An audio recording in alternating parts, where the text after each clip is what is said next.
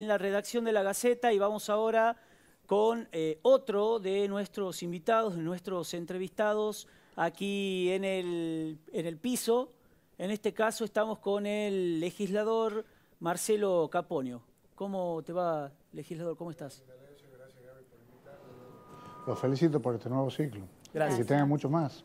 Muchas gracias. Estuviste estos últimos días en las páginas de La Gaceta comentando sobre esta polémica entre el Poder Ejecutivo, la propia legislatura y la justicia respecto de la situación carcelaria. ¿Cómo crees que puede ir avanzando y saliendo de esta situación complicada, ¿no? Por donde se la mire más allá de esta tirantez política interpoderes? Si Yo creo que, Indalecio, lo primero que hay que ver cuál es el problema. Y uno, cuando hablaban todos los medios crisis carcelaria, pido el informe al Ministerio de Seguridad para que me dé detalladamente la situación de los internos, y sale la novedad que el 50% de los internos solamente tienen prisión preventiva.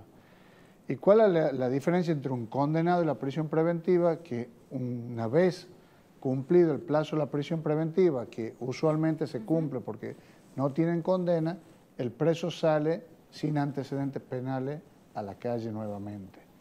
Y esto es la puerta giratoria, esto es el problema que hemos analizado en la Comisión de Reforma del Código Procesal Penal, que en la provincia de Tucumán la mayoría de los juicios penales no tienen condena. Claro. Es el problema de fondo, o sea que el delincuente que cometió el hecho ilícito no tiene condena, y eso es impunidad.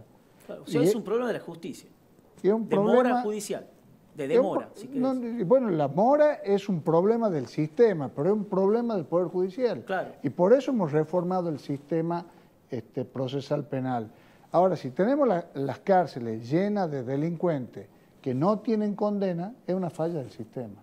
Entonces, no hablemos de crisis carcelaria, sino que hay que hablar de la crisis del sistema. De la política criminal. Claro. La política criminal. Y creo que la primera decisión que se tiene que tomar definitivamente es la implementación del nuevo Código Procesal Penal. Claro, por eso te iba a decir, porque hay una reforma, pero no se implementa. Está implementada parcialmente, la tienen que implementar totalmente. ¿Y en qué beneficia esta reforma? Beneficia a que el delincuente que cometió el hecho ilícito va a ser juzgado y condenado, si corresponde, en un tiempo razonable. No puede ser que un juicio penal dure 8, 10, 12 años y la mayoría de ellos prescriben y el delincuente no tiene condena. Yo creo que ese es el principal problema que tenemos hoy en día. Los poderes políticos han tomado la decisión de cambiar esto, y bueno, yo creo que ya es un trabajo y una decisión de la Corte Suprema de Justicia de la provincia de Tucumán. Yo quiero llevarlo al ámbito electoral en este caso. ¿Va a ser candidato a intendente de la capital? Me encantaría ser candidato a intendente del municipio de San Miguel de Tucumán.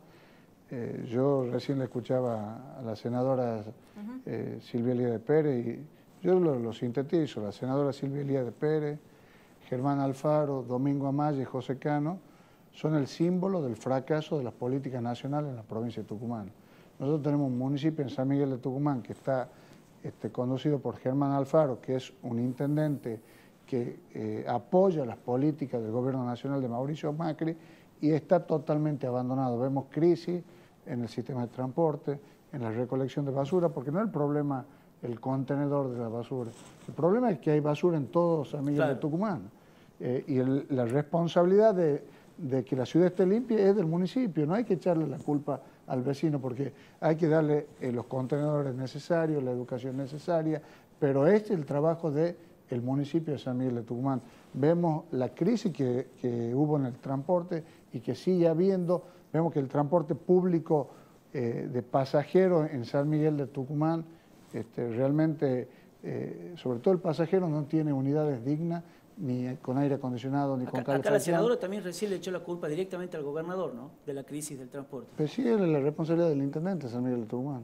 Y el problema de la crisis del transporte viene por la política nacional de la quita de los subsidios del transporte. Claro, lo que ella dice es que la provincia no fue a recibir el dinero, a firmar, digamos, para recibir ese dinero de la adenda que se hizo. La provincia aprobó una ley para dar subsidio al transporte para que no se eleven las tarifas. La verdad que la gente hoy, hay desocupación, inflación, el principal hecho político que afecta el bolsillo de los tucumanos y de todos los argentinos es el aumento desmesurado de las tarifas. Y eso es política nacional. Por eso yo sintetizo que la senadora Silvia Elías de Pérez, el intendente Germán Alfaro, Domingo Amaya, que ha sido secretario de Vivienda, y José Cano, que ha sido el titular del Plan Belgrano, son el símbolo del fracaso de las políticas nacionales en la provincia de Tucumán. Usted sabe que hay varios dirigentes, del oficialismo que están pugnando por el mismo puesto que a usted le gustaría, digamos, ¿cómo se va a definir eso? Yo creo que es un desafío. Conozco, por suerte, conocí muchas ciudades de la Argentina y del mundo, y la verdad que vivir en San Miguel de Tucumán, que era el jardín de la República, a nadie nos enorgullece vivir en esta ciudad. Es una ciudad que está literalmente abandonada por el intendente San Miguel de Tucumán.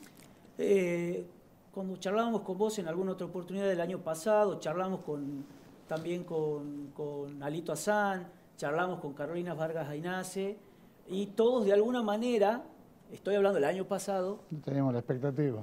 Tenían la expectativa, pero además coincidían en que no les desagradaba en principio la idea de disputar la posibilidad de dirimir la candidatura en internas.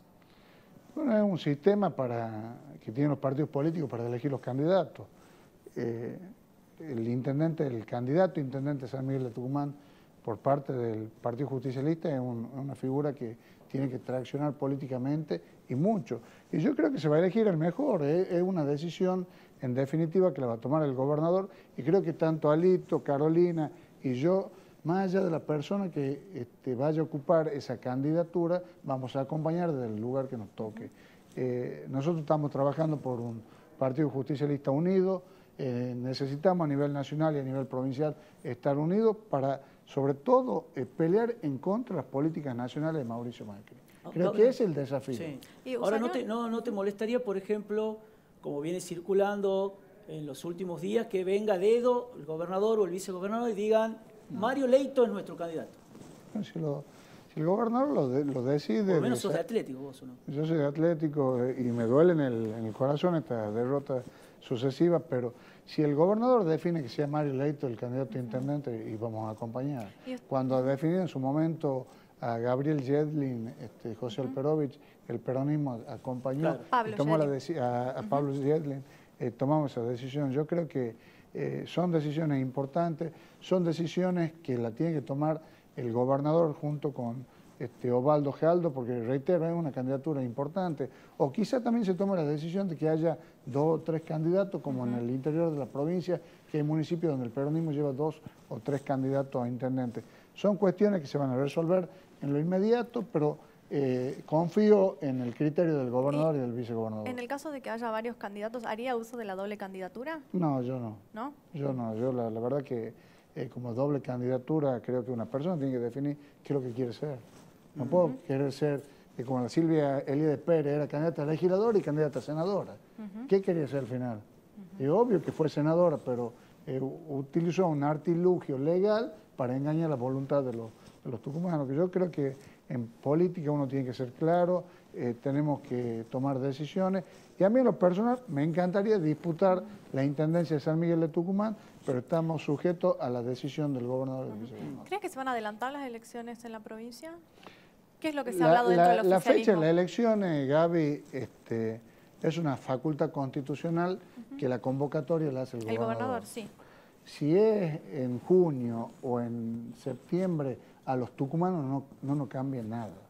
Es imposible en la provincia de Tucumán que haya elecciones simultáneas provinciales y nacionales. Sí, claro. Eso porque los tiempos... Bueno, pero entonces, con más razón, ¿por qué este apuro? ¿Por qué esta pero necesidad? si no lo hemos planteado nosotros, digamos, nosotros vamos a respetar lo que la justicia diga. Pero lo plantearon a gente aliada al gobierno, pero que están nombrados en la legislatura. La verdad que lo que haga el Frente Renovador, que es una fuerza política en la provincia de Tucumán, no podemos dirigir, digamos, sus decisiones políticas, pero la fecha de las elecciones no le cambia nada a nadie. Entonces, ¿por qué cambiarla? Bueno, digamos, nadie ha cambiado hasta ahora. Nadie ha cambiado. No hay una convocatoria firme. pero tiene que haber, en cualquier momento va a haber una convocatoria. Y lo que sí, los tucumanos tenemos que renovar la totalidad de los cargos en la provincia de Tucumán, de gobernador, vicegobernador, legisladores, intendentes, concejales y delegados comunales. ¿Y como posible candidato esto lo beneficiaría un posible adelantamiento o no? Un adelantamiento de una elección. Nadie toma ventaja porque, reitero, todas las fuerzas políticas tienen que ir a esa fecha en las elecciones y todos los tucumanos tienen que votar en la fecha que diga el gobernador a los candidatos. O sea, no hay una conveniencia política en una fecha de elección. Yo te hablo como apoderado del Partido Justicialista, he participado en numerosas elecciones internas, nacionales, provinciales. La fecha de la elección no beneficia y perjudica a nadie. Sí, yo me recuerdo cuando el radicalismo, conducido en su momento por Raúl Alfonsín, adelantó las elecciones y la entrega de mandato por la crisis política y social que había en la Argentina. Sí. En esas circunstancias se justifica, pero estamos en la provincia de Tucumán, gracias a Dios, es una de las pocas provincias de la Argentina que no tiene deuda en dólares. Esto lo han manifestado diversos medios. No hay un apuro ni social ni económico para adelantar o atrasar una elección. Es una decisión política y, reitero, no afecta ni perjudica a nadie. Gracias, legislador.